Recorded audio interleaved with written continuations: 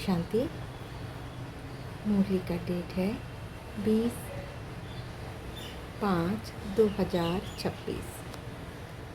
आज बाबा ने कहा, मीठे बच्चे, अपने आप से पूछो कि मैं कितना समय बाप की याद में रहता हूँ।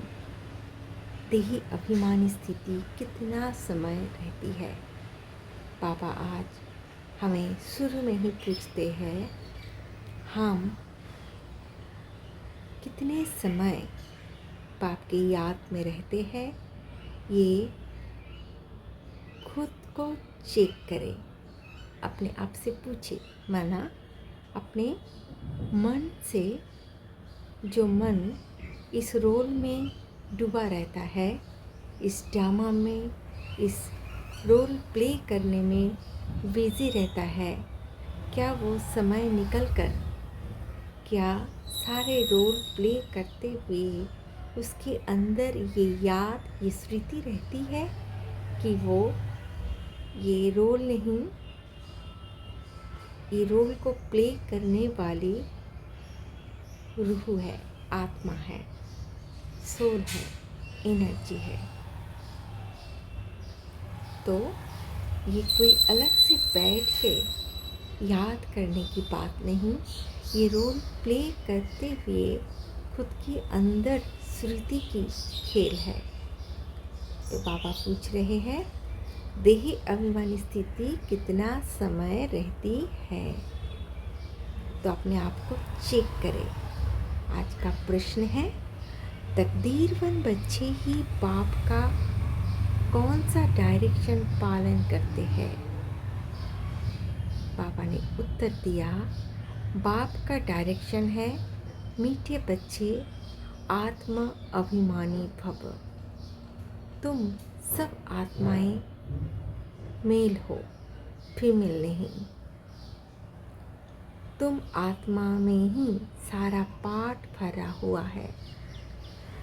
अब यही मेहनत व अभ्यास करो कि हम कैसे देही अभिमानी रहे। यही ऊंची मंजिल है।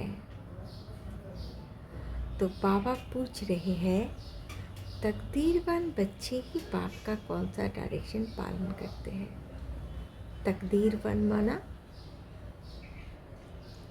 जो अपनी तकदीरवन माना अपनी, देखिए परमात्मा जो सर्वशक्तिमान है, जो भाग्य विधाता है, क्या वो बच्चों को ऐसी नज़र से देखेंगे कि ये तकदीरवान, ये बहुत लकी है, ये अनलकी है। नहीं, इसका एक गहरा मीनिंग है।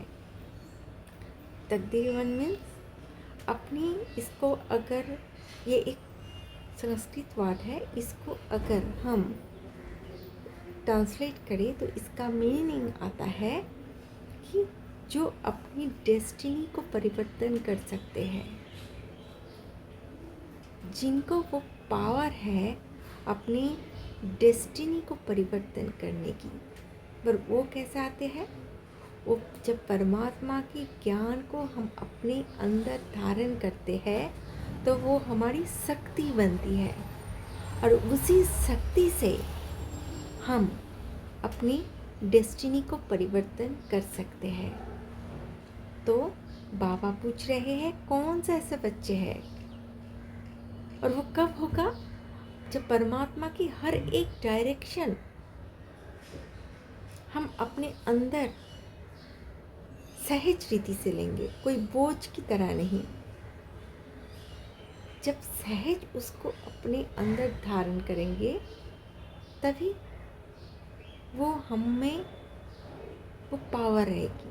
और सहज रीति से अब कम लेंगे जब हमें ये निश्चय होगा कि हमें ये पढ़ाने वाला कौन है, ये किसकी डायरेक्शन है। हम रोल में इतने डूबे रहते हैं कि हमको जो चल रहा है उसी फ्लो में हम चलते जाते हैं।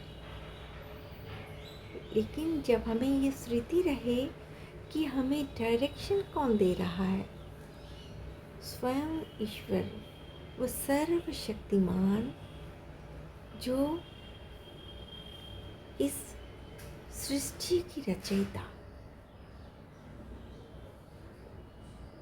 जिनकी कॉन्शसनेस तो पूरी चारों ओर फैली है, पर वो बिंदु में बिंदु रूप है। एक ऐसी बिंदु जो चारों ओर फैली हुई है, लेकिन वो सब में नहीं, उनकी शक्ति चारों ओर फैली है। तो बाबा पूछ रहे हैं, तकदीरवन बच्चे ही बाप का कौन सा डायरेक्शन पालन करते हैं? तो कौन से बच्चे जो अपनी डेस्टिनी को परिवर्तन कर सकते हैं, वही डायरेक्शन को पालन करेंगे। तो बाप का डायरेक्शन है, मीठे बच्चे आत्मा अभिमानी भव, अपने को आत्मा समझो। अभिमान देह की नहीं, आत्मा की हो। अभिमान जब देह की होती है तो आपकी स्थिति ऊपर नीच होती रहती है, क्योंकि देह की रोल को ड्रामा में कभी अच्छे अनुभव की एक्टिंग है, कभी बुरे अनुभव की एक्टिंग है। लेकिन जब आप आत्म अभिमानी बनेंगे, आपकी स्थिति अचल और एक रस, क्योंकि आत्मा बिल्कुल डिटैच है। आत्मा इस रोल को निभाते हुए भी वो शुद्ध है, प्योर है। तो बाबा वही डायरेक्शन देते हैं, आत्मा अभिमानी भव, रोल अभिमानी नहीं, देह अभिमानी नहीं, आत्मा अभिमानी। और आत्मा का अभिमान क्या है? आत्मा की गुणों को याद करना है, अपनी स्वस्थिति को याद करना है, अपनी प्योरिटी को, अपनी नॉलेज को, अपनी गुण को, अपनी सारी शक्तियों को याद करना है। तुम सब आत्माएं मेल हो, फीमेल नहीं। इसका क्या मतलब है? आत्मा को बाबा मेल क्यों कहते हैं? हम सब में एक मेल एनर्जी होती है और एक फीमेल एनर्जी होती है। मेल एनर्जी क्या? जो ज्ञान की एनर्जी है, जो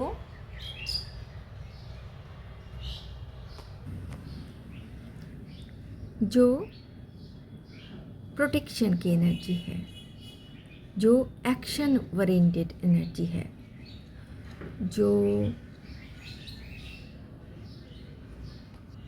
जो लॉजिक की एनर्जी है, जो आपको कर्म में ले आते हैं। अपनी कॉन्फिडेंस, अपनी विल पावर, अपनी बाउंड्रीज की एनर्जी, ये सब है मेल एनर्जी। और फीमेल एनर्जी क्या है? फीमेल एनर्जी है नर्चरिंग, फीमेल एनर्जी है केयरिंग, फीमेल एनर्जी है सॉफ्टनेस, कंपेंसनेट, फीमेल एनर्जी है वो एम्पैथ, फीमेल एनर्जी है सिंपैथी। तो ये सब हर एक के अंदर एक मेल एनर्जी होता है, एक फीमेल एनर्जी होता है। लेकिन बाबा यहाँ पर बोल रहे हैं, यह हमारे शरीर की बात हम बोल रहे हैं। जब हम शरीर में होते हैं तो हमारे हर एक के अंदर एक मेल एनर्जी, एक फीमेल एनर्जी होता है। हमारा लेफ्ट ब्रेन मेल एनर्जी, हमारा राइट ब्रेन फीमेल एनर्जी। हमारा left brain right body parts को कंट्रोल करते हैं, हमारे right brain left body part को कंट्रोल करते हैं। तो इसी को शास्त्र में शिव शक्ति के रूप में दिखाते हैं। तो बाबा आज कह रहे हैं हमें कि तुम आत्माएं मेल हो, फीमेल नहीं। मतलब बाबा यहाँ बॉडी की नहीं, बाबा यहाँ एनर्जी की बात कर रहे हैं। जब हम आत्मिक स्थिति में होते तब हर एक आत्मा में वो मेल एनर्जी, यानी वो वो असर्टिवनेस, वो पॉजिटिवनेस, वो विल पावर, वो बाउंड्रीज, वो पूरी तरह से कर्म में फोकस, वो हर चीज़ की क्लियरिटी, ये सारे आत्मा के गुण हैं।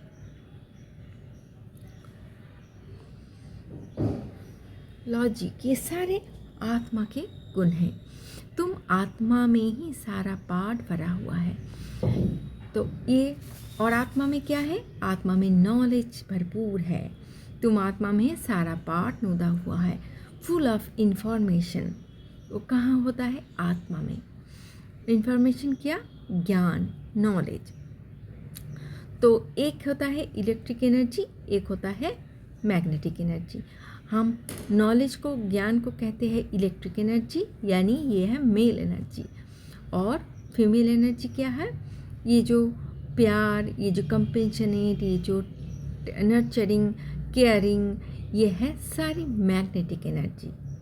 तो हम आत्माएं सब इलेक्ट्रिक एनर्जी है। और अब यही मेहनत व अभ्यास करो कि हम कैसे देही अभिमानी रहे, यही ऊंची मंजिल है। तो हम सारी आत्माएं इलेक्ट्रिक एनर्जी है।